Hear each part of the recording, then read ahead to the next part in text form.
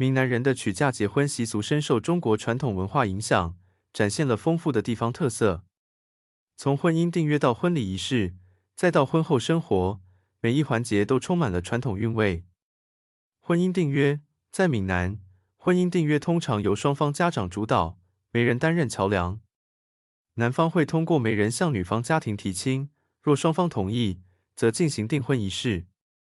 订婚时，男方会送上聘金和礼品，聘金数额依家庭经济状况而定，这是对女方家庭的尊重及对婚姻的承诺。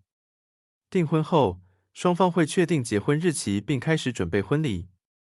婚前准备，婚前准备中，选择良辰吉日是关键，闽南人非常重视这一点，通常会请风水师或算命师来选择最佳日期。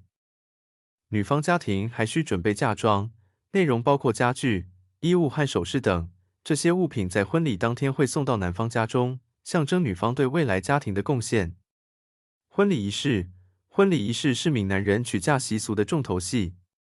婚礼当天，男方会派迎亲队伍前往女方家接新娘，队伍通常由亲朋好友组成，并伴随鼓乐和烟花。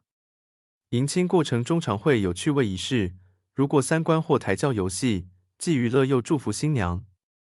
到达女方家后，迎亲队伍会接受女方家长的祝福并赠送礼品，女方则穿红色婚纱，象征喜庆。新娘和新郎会一起前往婚礼现场，通常在男方家中或租用的场地。婚礼仪式包括拜天地、拜父母和拜高堂等。新郎新娘会穿着传统婚礼服装，并交换婚戒等象征婚姻的物品。婚后生活，婚后新婚夫妇会进行新房安置，并接受亲友的祝福和探访。闽南地区还有回娘家的习俗，新娘通常会在婚后一段时间内回到女方家庭探望父母，这既是对父母的感恩，也有助于维系家庭关系。总体而言，闽南人的娶嫁结婚习俗体现了对婚姻和家庭的重视，从订婚到婚礼，再到婚后生活，每一环节都充满了传统文化的深厚底蕴。